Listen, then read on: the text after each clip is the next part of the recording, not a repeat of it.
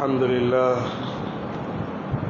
لله وكفى وسلام على عباده الذين اصطفى أما بعد فأعوذ بالله من الشيطان الرجيم بسم الله الرحمن الرحيم ادع إلى سبيل ربك بالحكمة والموعظة الحسنة وجادلهم بالتي هي أحسن صدق الله العظيم. ایمانی بھائیوں، بزرگوں، دوستوں، دعوت اسلام کے عظیم ارکان میں سے ہے، دین کا اہم ترین شعبہ ہے. حق بات پہنچانا، حق بات کی طرف لوگوں کو لانا، دعوت کو تمام انسانوں تک صحیح طریقے پر پہنچانا دین کا فریضہ ہے. لیکن بلکہ یوں بھی سمجھیے کہ اس امت کو، امت مسلمہ کو اس عظیم ترین مقصد کے لیے برپا کیا گیا ہے، پیدا کیا گیا ہے. اللہ تعالیٰ نے انسانوں کو دعوت کے لیے اٹھایا ہے. اہل ایمان کو تمام انسانوں کی دعوت کے لیے اللہ رب العزت نے منتخب فرمایا ہے. لیکن جو بات آج کی گفتگو میں مجھے کرنی ہے اور سمجھنے کی ہمیں کوشش کرنی ہے، دعوت کے منہج، دعوت کے طریقے اور دعوت کے صحیح راستے کو قرآن نے جو واضح کیا ہے اسے لینے کی ضرورت ہے.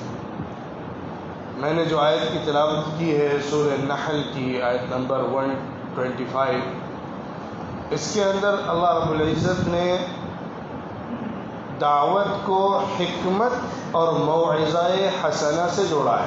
ادع الی سبیل ربک بالحکمہ والموعظۃ الحسنہ.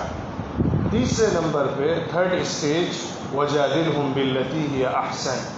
جب بحث ہو، ڈائیلاگ ہو، ڈسکشن ہو اور بات کلیش کی ہو تو اس وقت تمہارا طرز عمل کیا ہو، تمہارا موقف کیا ہو، تمہارا طریقہ کیا ہو، اس کو واضح کیا گیا ہے. دعوت اہم ترین فریضہ ہے، لیکن دعوت حکمت کے بغیر، دعوت اچھی صحیح نصیحت کے بغیر غیر مؤثر ہے. دعوت کا مقصد یہ نہیں ہے کہ دوسرے کے کان میں صرف بات کو ڈال دینا. دعوت کا منہج، انبیاء کا طریقہ یہ ہے، دعوت جو صحیح اللہ کا پیغام ہے اس کو صحیح طریقے پر دل کے راستوں کے ذریعے سے اندر اتارنے کی کوشش کرنا. لاسٹ میں نتیجہ، فیصلہ، ہدایت وہ اللہ کے سپرد ہے، لیکن حکم یہ ہے کہ تم صحیح طریقے پر پہنچاؤ. اب صحیح طریقے میں کیا باتیں ہیں، حکمت کا مفہوم اور مطلب کیا ہے؟ حکمت ایک بڑا عظیم لفظ ہے، حکمت کا بڑا گہرا مفہوم ہے. حکمت کے بارے میں اللہ فرماتا ہے یؤتی الحکمت من یشاء ومن یؤت الحکمت فقد اوتی خیرا کثیرا. اللہ جسے چاہتا ہے حکمت سے نوازتا ہے، اور جسے حکمت مل جاتی ہے اسے پھر بہت بڑا خیر مل جاتا ہے. حکمت ہا، کاف، میم، ان تین روٹ ورڈ سے نکلا ہے. اس کے اصل مطلب ہوتا ہے اسٹرینتھ، اسٹرانگ ہونا، مضبوط ہونا، طاقتور ہونا. ہم لفظ بولتے ہیں استحکام، مستحکم، کسی چیز کا بہت زیادہ مضبوط ہونا، پائیدار ہونا، دائمی ہونا، گٹھا ہوا ہونا. اس کے اندر جو چیز آئی ہے اس چیز کے ایک کانٹے سے دوسرے کانٹے کا صحیح طور پہ جڑا ہوا ہونا. تو حکمت کے اندر مضبوطی ہے، استحکام ہے، طاقت ہے، پاور ہے، اثر ہے. حکمت کی تفسیر اور تشریح مختلف الفاظ سے کی گئی ہے. میں مختصراً اس کو آپ کے سامنے رکھنا چاہتا ہوں کہ دعوت سے جوڑ کر جس حکمت کی بات کہی جا رہی ہے وہ کیا ہے. صحیح عقلی دلائل، ان کو سامنے رکھتے ہوئے انسان کے عقل و خرد کو اپیل کرنا، انسان کی سوچ سمجھ اس کو سمجھنا، سچویشن، حالات، مسائل کو جاننا، صحیح روٹ سے جا کر ان کو سالو کرنے کی کوشش کرنا، مسائل کو ایڈریس کرنے میں ایگریسو نہیں ہونا، بات کو لاجیکل پوائنٹ آف ویو سے ثابت کرنا، حقائق کو، فیکٹس کو صحیح بنیادوں پر رکھنا۔ سب سے آگے بڑھ کر میں کہتا ہوں، دعوت اللہ کی جو ہے اس کو انسان کی صحیح صاف ستھری فطرت کے آئینے میں، مرر میں دکھا دینا۔ حکمت، انسان کی جو فطرت ہے وہ آئینہ ہے، مرر ہے، اس کے اوپر جو زنگ لگا ہے، ڈرٹ لگی ہوئی ہے، ڈسٹ ہے، گندگی ہے، اس کو پونچھ کر حق کی دعوت کو اس کے اندر دکھانا، یہ حکمت ہے۔ والموعظۃ الحسنہ اس کے ساتھ جڑا ہوا ہے، جس کا مفہوم یہ ہے کہ جذبات کو اپیل کرنا، عقل کو مخاطب کرنے کے ساتھ ایموشنز کو اپیل کرنا، دعوت دینے میں لاجیکل پوائنٹ بھی رکھنا اور انسان کے جذبات کو بھی ابھارنا، ترغیب بھی دینا اور احساس کو زندہ کرنا، شعور کو بیدار کرنا، آگہی کو فروغ دینا، سوچ اور سمجھ کے ساتھ ساتھ انسان کے اندر کے جو خیالات ہیں، احساسات ہیں، ایموشنز ہیں، موٹیوز ہیں، ان کو بھی سمجھ کے ان کو بھی صحیح طور پہ گائیڈ کرنا۔ یہ ہے اسلام کا وہ میتھڈ جس کے ذریعے سے انبیاء قوموں کو ایڈریس کرتے ہیں۔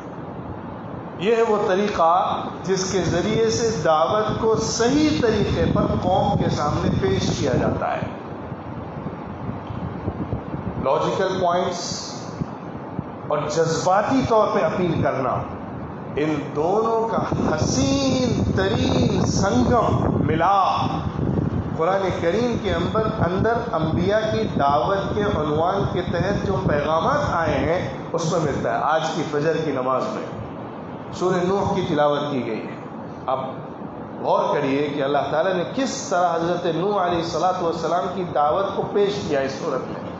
یہ بھی خیال رکھیے کہ ان کی قوم کیسی ہٹ دھرم تھی کہ 900 سال تک وہ قوم کو دعوت دیتے رہے، یعنی دعوت کا جو زمانہ ہے وہ 950 سال کا ہے، ان کی عمر تو اس سے زیادہ ہے۔ دعوت کا کام جو ہوا ہے، جو حضرت نوح علیہ السلام کی نبوت کے بعد سے لے کر قوم کی ہلاکت تک اور طوفان نوح تک کا جو زمانہ ہے وہ 950 سال کا ہے۔ کس طریقے سے دعوت دے رہے ہیں؟ میں غور کر رہا تھا کہ اللہ تعالیٰ کس طریقے سے ان کی دعوت کو کوڈ کر رہا ہے، اس کو سنیے۔ وَقُلْتُ اسْتَغْفِرُوا رَبَّكُمْ إِنَّهُ كَانَ غَفَّارًا، اے میری قوم اللہ سے معافی مانگو، بہت معاف کرتا ہے وہ۔ يُرْسِلِ السَّمَاءَ عَلَيْكُمْ مِدْرَارًا، اللہ آسمان سے بارشیں تمہارے لیے نازل کرتا چلا جائے۔ اسلوب دیکھیں، اللہ آسمان سے بارشیں تمہارے لیے بے پناہ اتارے گا۔ وَيُمْدِدْكُمْ بِأَمْوَالٍ وَبَنِينَ، اللہ تعالیٰ تمہیں اولاد اور بچوں اور مالداری عطا فرمائے گا، مال اور اولاد سے اللہ تمہیں بہرمند فرمائے گا۔ وَيَجْعَلْ لَكُمْ جَنَّاتٍ وَيَجْعَلْ لَكُمْ أَنْهَارًا، باغات اور نہریں تمہارے لیے تیار فرمائے گا۔ مَا لَكُمْ لَا تَرْجُونَ لِلَّهِ وَقَارًا، کیا ہو گیا ہے کہ تم اللہ کے بارے میں ذرا صحیح طور پر اس کے مقام، مرتبے، اس کی حیثیت، اس کی عظمت کو نہیں محسوس کر پا رہے ہو، نہیں ادراک کر پا رہے ہو؟ کیوں ایسا ہے؟ وَقَدْ خَلَقَكُمْ أَطْوَارًا، تو غور تو کرو کہ اس نے تمہیں ایسے اسٹیج بائی اسٹیج پیدا کیا ہے، اپنی پیدائش پر تو غور کرو۔ مَا لَكُمْ لَا تَرْجُونَ لِلَّهِ وَقَارًا وَقَدْ خَلَقَكُمْ أَطْوَارًا أَلَمْ تَرَوْا كَيْفَ خَلَقَ اللَّهُ 7 سَمَاوَاتٍ طِبَاقًا، ذرا آنکھوں کو اوپر اٹھاؤ، آسمان کو اللہ نے تہ بتہ کیسے کیسے اٹھا دیا ہے. وجعل القمر فيهن نورا وجعل الشمس سراجا. اللہ رب العزت نے کیسے پھر اس آسمان کو تیار کرنے کے بعد، مستحکم بنانے کے بعد، تہ بتہ بنانے کے بعد اس میں چاند اور سورج کو روشنی کے لیے منور فرما دیا، روشن بنا دیا. اس طرح دعوت کو آگے بڑھایا جا رہا ہے لاجیکل پوائنٹ سے. اللہ کی نعمتوں، اللہ کے احسانات، اللہ کی جو نوازشات ہیں، اللہ کی جو کریشنز ہیں، ان کا حوالہ دے کر قوم کے ذہن کو اس طرف موڑا جا رہا ہے کہ اللہ کے احسانات اور اللہ کی آیات کا ادراک پیدا ہو، عقلی طور پر سمجھ پیدا ہو. ثم أنبتكم فيها نباتا وجعل القمر فيهن نورا وجعل الشمس سراجا والله أنبتكم من الأرض نباتا. اب بات وہ آئی جو انسان کے سامنے کی ہے، جو انسان کے روزمرہ کے استعمال کی ہے. اللہ نے کیسے زمین سے تمہارے لیے غلے کو، اناج کو، نبات کو اگایا. جو بھی تھوڑا سا بھی سلیم الفطرت ہوگا یا اس کی فطرت مس نہیں ہوگی تو اس کے لیے بہت بڑی اپیل ہے کہ ہم تو لا کر دانہ ڈال دیتے ہیں، ہل چلا دیتے ہیں، مٹی کو ہموار کر دیتے ہیں، اس کے اوپر پانی ڈال دیتے ہیں.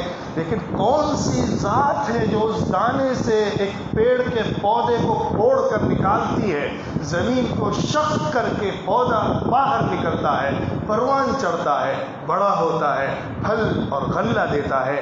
یہ پروسیجر میں انسان کی محنت تو ہوتی ہے لیکن کریشن نہیں ہوتا ہے. انسان کے ذریعے سے تخلیق کا عمل نہیں ہوتا ہے.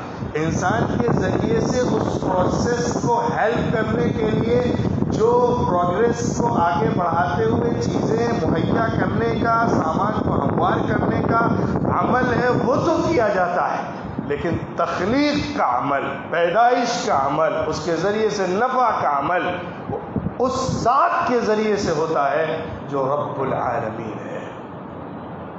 ثم يعيدكم فيها ويخرجكم اخراجا. انسان کی پیدائش کا حوالہ دے کر پوری کائنات میں اللہ کی نشانیوں کو ذکر کر کے نوح علیہ السلام اپنے قوم سے کہتے ہیں اللہ تم کو دوبارہ اس مٹی میں واپس پہنچا دے گا. مٹی کے اندر سے نباتات نکل رہی ہیں، تمہیں مٹی کے اندر جانا ہے. آخرت کا تصور، آخرت کی دعوت، اللہ کی تمام نشانیوں کا حوالہ دے کر آخرت کی دعوت کو اس عنوان سے دیا گیا جس کا کوئی انکار نہیں کر سکتا ہے. موت، تمہیں قبر کے اندر جانا ہے، پھر تمہیں نکالے گا اللہ. وَيُخْرِجُكُمْ إِخْرَاجًا. ذرا زمین کو بھی تو دیکھو نا، اللہ نے کیسے اس کو بچھا دیا ہے، زمین کو اللہ نے کیسے ہموار فرما دیا ہے. زمین پر غور کرو. یہ بہرحال نوح علیہ السلام کی دعوت کا تفصیلی جائزہ لیا جائے بہت ساری باتیں ہیں. اس کے مقابل، اس کے اپوزٹ جو نوح علیہ السلام کی دعوت کو اپوز کر رہے تھے، اس کی مخالفت کر رہے تھے، اس کو ایکسیپٹ نہیں کر رہے تھے اور قوم کو مسلیڈ کر رہے تھے، ان کی دعوت کو بھی کوٹ کیا ہے. اس کے نیکسٹ پیج پہ وہ آئی، وہ کیا کہتے ہیں؟ وَمَكَرُوا مَكْرًا كُبَّارًا. بہت بڑی سازشیں رچیں نوح علیہ السلام کی دعوت کو ختم کرنے کی، نوح علیہ السلام کے خلاف. وَمَكَرُوا مَكْرًا كُبَّارًا وَقَالُوا لَا تَذَرُنَّ آلِهَتَكُمْ وَلَا تَذَرُنَّ وَدًّا وَلَا سُوَاعًا وَلَا يَغُوثَ وَيَعُوقَ وَنَسْرًا. دیکھو اپنے دیوتاؤں کو مت چھوڑنا، باپ دادا سے چلا آ رہا ہے. یعوق، نصر، یہ سب تمہارے دیوی دیوتا ہیں، یہ سب تمہارے ماں باپ کے بھی رہے ہیں، ان کو مت چھوڑنا. اس سے آگے کوئی بات نہیں. کیوں نہیں چھوڑنا، کیوں مانگنا، کیوں ان کے پاس جانا، کیا ہے ان کے پاس، کیا ملنا ہے، اس سے کوئی سروکار نہیں. ان کو نہ چھوڑنا، یہ تمہارے ہیں. یہ دونوں پیرالل طریقے پر آپ دیکھیے، جو دو ایک تصویر ہے دعوت کی، وہ دونوں اللہ تعالیٰ نے پیش کی ہے. تو میں یہ ذکر کرنا چاہتا تھا کہ دعوت کے اندر حکمت اور موعظہ حسنہ ان دونوں کو جوڑ کر سمجھنا ضروری ہے. لاجیکل طریقے پر نشانیوں کے ذریعے سے، پروفس کے ذریعے سے، صحیح دلائل کے ذریعے سے، براہین کے ذریعے سے، قوت فیصلہ کے ساتھ حالات کو سمجھتے ہوئے، مخاطب کو سمجھتے ہوئے، اس کے مزاج کو سمجھتے ہوئے، اس کے ذہن کو پڑھتے ہوئے، اس کے اندر کی تہوں میں داخل نظریات کو سمجھتے ہوئے، اس کے اندر جو احساسات، عقائد، تصورات ہیں ان کو ایڈریس کرتے ہوئے صحیح اسلام کا تصور بغیر ایگریسو ہوئے بہت اٹریکٹیو ورڈز کے ذریعے سے دینا، یہ دعوت کے صحیح میتھڈ کی بات ہے جو انبیاء کا طریقہ رہا ہے. والموعظۃ الحسنہ اسی دوسرے پارٹ کو ایڈریس کر رہا ہے، سمجھا رہا ہے کہ جذبات کے ساتھ تمہیں کبھی بھی دعوت کے اندر غصے میں آ کے کوئی ریاکشن نہیں دینا ہے. سامنے والا کتنی ہی ہارش گفتگو کر رہا ہو لیکن تمہیں صحیح بات دلوں تک پہنچانے کی کوشش کرنے کے لیے الفاظ کا انتخاب صحیح کرنا ہے،